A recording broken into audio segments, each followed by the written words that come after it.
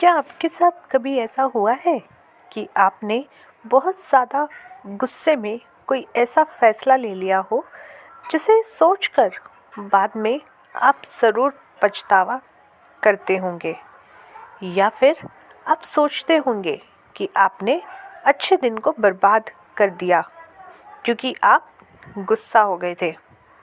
क्या आप अपनी भावनाओं को काबू करना चाहते हैं? तो ये बुक आज आपके लिए है। तो आज हम आपके साथ डिस्कस करेंगे 10% हैप्पियर बुक समरी इन हिंदी। तो चलिए शुरू करते हैं। आप जो भी करते हैं उसके लिए ईगो जिम्मेदार है। हम अक्सर अपने जीवन में शब्द आई यानी ईगो को सुनते हैं। हम सभी ने यह अपने रोज़ जीवन में 1 या 2 बार सुना है। जैसे आपके पति आपसे कहते होंगे कि आप अहंकारी हैं और आप सोचते हैं कि आपका मित्र अहंकारी है, लेकिन असल में ईगो क्या है? रोज़मर्रा की ज़िंदगी में ईगो को कैसे देखते हैं?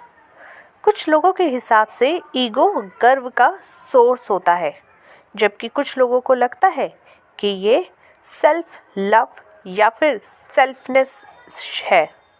लोग सोचते हैं कि यह खुद की सेवा करना और दूसरों के बारे में परवाह ना करने की आदत है, और वे इसे एक कमी मानते हैं। साइकोलॉजिकल तौर पे ईगो हमारी नैतिकता और इच्छाओं के बीच की एक कड़ी है, लेकिन ईगो की यह परिभाषा अभी भी दिल से दूर है। हम इसे गर्व या आत्म प्रेम कह सकते हैं, लेकिन हम यह नहीं बता सकते कि हमारे दिमाग के साथ क्या होता है जब हम अपने काबू में नहीं होते हैं। जैसे हम भूखे नहीं होते हैं फिर भी फ्रिज खोलते रहते हैं। आपका ईगो आपके अंदर की आवाज़ है। यह वो है जो आपके कार्य पर पूरे दिन नज़र रखता है और आपके बताते हैं कि क्या करना है और क्या नहीं करना। यह आपका विचार नहीं है, लेकिन यह आपके विचारों को प्रकट करता है। उदाहरण के लिए, आपको लगता है कि आप अधिक व्यायाम कर सकते हैं, लेकिन एक आवाज़ कहती है मैं बहुत थका हुआ हूँ। यह आवाज़ ईगो है। आप जो भी कहते हैं उसके लिए ईगो जिम्मेदार है। आप अपने ईगो को काबू करने के लिए बहुत सारे कदम उठा सकते हैं, और ऐसा करके आप अपने जीवन को खुश और स्वस्थ बना सकते हैं। ईगो एक अत्यंत भूख है जो कभी नहीं मिट सकती। आपके ईगो को हमेशा कुछ न कुछ चाहिए होता है, क्योंकि ये कभी भी संतुष्ट और खुश नहीं हो सकती। जब ईगो को हम किसी नई चीज़ से संतुष्ट करते हैं तो इसे फिर से एक और चीज़ की ख्वाहिश होने लगती है। इससे कोई फर्क नहीं पड़ता कि आपके पास कितनी नई कारें या गैजेट्स हैं, आपको हमेशा एक नया चाहिए होगा। भले ही आपने दुनिया के सबसे अच्छे शेफ द्वारा तैयार किया गया सबसे अच्छा खाना खा लिया हो, आप हमेशा कुछ अधिक स्वादिष्ट खाना चाहेंगे। सरल शब्दों में, ईगो वह चीज़ है जो आपको कभी संतुष्ट नहीं होने देगा। ईगो वर्तमान को छोड़कर भविष्य के बारे में चिंता करता है और पुरानी बातों के बारे में सोचता है। इस प्रकार यह आपको वर्तमान में पूरी तरह से नहीं रहने देता, और पुरानी यादों में रहने से ईगो को प्यार है। यह ऐसी चीज़ है जो आपके पुराने घाव को हरा कर देती है। आपका ईगो दूसरों की संपत्ति और सामाजिक स्थिति की तुलना आपकी संपत्ति और सामाजिक स्थिति से करता है। भले ही आप कुछ धनी और स्मार्ट क्यों ना हो, आपका ईगो आपसे ज़्यादा बेहतर किसी को खोज लेगा। आपका ईगो आपको अधिक बेहतर बनने के लिए उकसाएगा, लेकिन और बेहतर होने के बाद क्या आप संतुष्ट होंगे? नहीं। ईगो पूरी तरह से खुश नहीं हो सकता। जैसे कि हम देखते हैं कि सबसे अमीर, प्रसिद्ध और भाग्यशाली लोग आत्महत्या कर लेते हैं, वो ड्रग्स के आदी हो जाते हैं और वो अपने जीवन को बर्बाद कर देते हैं। ऐसा इसलिए है क्योंकि उनका ईगो उनके अधिक बेहतर बनने के लिए धक्का देता रहता है। जब वे ऐसा करने में नाकाम हो जाते हैं तो वे आत्महत्या करने की सोचते हैं और ड्रग्स के आदी हो जाते हैं। अगले सबकों में हम सुनेंगे कि कैसे आपके ईगो को शांत करना है।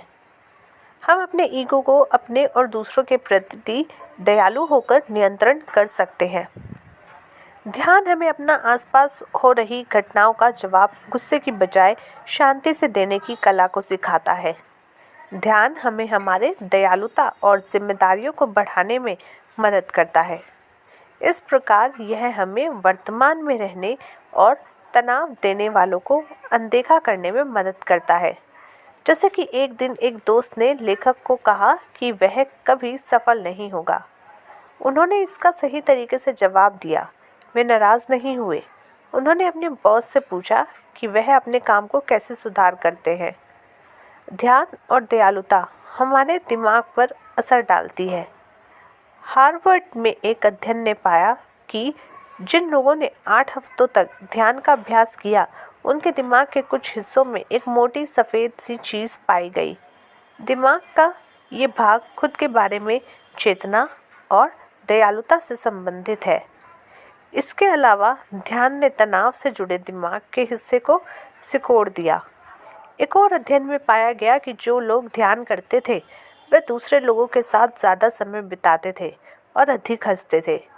इस तरह हम अपने और दूसरों के लिए दयालुता का उपयोग कर सकते हैं। दलाई लामा के शब्दों में, एक बुद्धिमान स्वार्थी बने, एक बेवकूफ़ स्वार्थी नहीं। हमें अपने और दूसरों के प्रति दयालुता के व्यवहार को अनदेखा नहीं करना चाहिए। अपने प्रति करुणा में सुधार करने से हमें अपनी गलतियों को देखने में, इन्हें मानने में और खुद को माफ़ करने में मदद मिलती है। इस प्रकार ये हमें धूम्रपान छोड़ने, स्वस्थ भोजन खाना शुरू करने में मदद करता है। इसी तरह दूसरों के प्रति करुणा और सुधार करना हमें एक बेहतरीन व्यक्ति बनाता है। अपने ईगो को काबू करते समय हमें काफ़ी चीज़ों का ध्यान भी रखना पड़ता है। अपने आप को बहुत ज़्यादा मत दबाइए। अपनी ज़रूरतों को मत भूलिए। अपने ईगो को काबू करने का मतलब यह नहीं है कि आप अपनी खुद की ज़रूरतों के बारे में भूल जाएं। जैसे कि मुनिंद्रा नामक एक भारतीय शिक्षक थे जो ध्यान करना सिखाते थे, जिन्होंने अपने छात्रों को सलाह दी कि वे झगड़ा ना करें। उन्होंने चीज़ों को सरल रखने के लिए कहा। एक दिन एक छात्र ने उनको बाजार में देखा। वे मूंगफली के एक बैग की कीमत के लिए झगड़ा कर रहे थे। जब छात्र ने उनको झगड़ा नहीं करने की याद दिलाई तो उन्होंने कहा, मैंने आपको मूर्ख या गूंगा होने के लिए नहीं कहा था। जॉन कबार्ट जिन के मुताबिक अपने आप को संतुष्ट करने से आपका मन साफ हो सकता है। यह नए विचारों के लिए कुछ जगह बना सकता है। 10 दिन ध्यान करने के बाद लेखक के मन को शांति मिली। उनको अद्भुत विचार आने लगे और उन्होंने अपनी नोटबुक पर उन विचारों को लिख लिया। अपनी यात्रा के दौरान लेखक ने पाया कि वह अपने काम को और अच्छे से कर पा रहे थे जब उनका मन शांत था। उन्होंने पाया कि सफलता के लिए तनाव और कंपटीशन की ज़रूरत नहीं है। एक शांत मन अकेले सफलता हासिल कर सकता है। ध्यान आपको परिस्थितियों को संभालने के लायक बना सकता है। इस सबक में हम 2 सवालों पर चर्चा करते हैं। वह है, ध्यान वास्तव में क्या है और हमें ध्यान क्यों करना चाहिए। तो पहले सवाल पे गौर करते हैं। ध्यान का मतलब है अपनी सांसों पे ध्यान लगाना। ध्यान के समय हम सिर्फ अपने सांसों पे ध्यान लगाते हैं। हमारा मन इस दौरान यहाँ वहाँ भटकेगा। हमें वापस अपना ध्यान इस पर लाना है। ध्यान एक बहुत आसान तरीका है। और दूसरा सवाल, ध्यान हमें बिना कुछ फैसले किए चीज़ों को देखने में मदद करता है। जैसे कि आपके नाक में खुजली हो सकती है या पैरों में दर्द हो सकता है। आपको बस बिना कुछ किए इस पर ध्यान लगाना है। अंत में आप पाएंगे कि आप और कठिन परिस्थितियों को संभालने के लायक हो गए हैं। आप अपने विचारों और भावनाओं को संभालने के लायक हो जाएंगे। ध्यान के 1 महीने बाद लेखक ने अपने जीवन में परिवर्तन देखना शुरू किया। वह अधिक दयालु बन गए। उनकी चिंता कम हो गई। उन्होंने काम पर गपशप करना कम कर दिया और वह अधिक दयालु बन गए। इस तरह ध्यान आपके जीवन को बदलने में आपकी मदद कर सकता है। ध्यान सिर्फ दिमाग के लिए ही नहीं, यह आपके शरीर के लिए भी बहुत फ़ायदेमंद है। हालांकि समय के साथ हमारे हालात बदल गए हैं, पर तनाव का जो असर हमारे शरीर पे होता है वो नहीं बदला। लगातार तनाव में रहने से हमारे खून में नुकसानदेह केमिकल्स पैदा होने लगते हैं। ध्यान हमारे शरीर में नुकसानदेह केमिकल्स की मात्रा को कम करता है। यह हमारे रक्तचाप को कम करता है। इस प्रकार यह हमें हृदय रोग से छुटकारा पाने में मदद करता है। ध्यान धैर्य को बढ़ाने में भी मदद कर सकता है। उदाहरण के लिए, जब आप अपनी नौकरी पर जाने के लिए देर हो गए हो तो आप ट्रैफिक जाम में फंस गए हो, तब आप गुस्सा हो जाते हैं। ध्यान ऐसे मामले में आपको धैर्य की ओर बढ़ने के लिए मदद करता है। ध्यान तनाव, नशे की लत और धूम्रपान से लड़ने में आपकी सहायता करता है। और आखिर में, ध्यान बुद्धिशाली चीज़ आपके दिमाग का उपयोग करने में आपकी मदद करता है। अपने दिमाग का उपयोग करके आप अपनी भावनाओं को काबू कर सकते हैं, अपने स्वास्थ्य को बेहतर बना सकते हैं और अपना कल्याण कर सकते हैं। लेकिन ध्यान एक बार में ही अपने गलत विचारों और आदतों से छुटकारा पाने में आपकी सहायता नहीं कर सकता। हालांकि यह उन्हें काबू करने में मदद कर सकता है। अगला और अंतिम पाठ, ध्यान सब कुछ ठीक नहीं कर सकता है, तो आपको अपनी नकारात्मक भावनाओं को काबू करने के लिए क्या करना चाहिए। 10% हैप्पियर तारा बंच एक मनोचिकित्सक और एक बौद्ध शिक्षक है। वह सलाह देती है कि आपको अपनी नकारात्मक भावनाओं को स्वीकार करना चाहिए। आप उन्हें स्वीकार करें। नकारात्मक भावनाएं समुद्र की तरह होती हैं। आपको उनमें डूबना नहीं है, बल्कि उसको पार करके निकलना है। इस तरह आप अपनी ताकत को कम कर सकते हैं।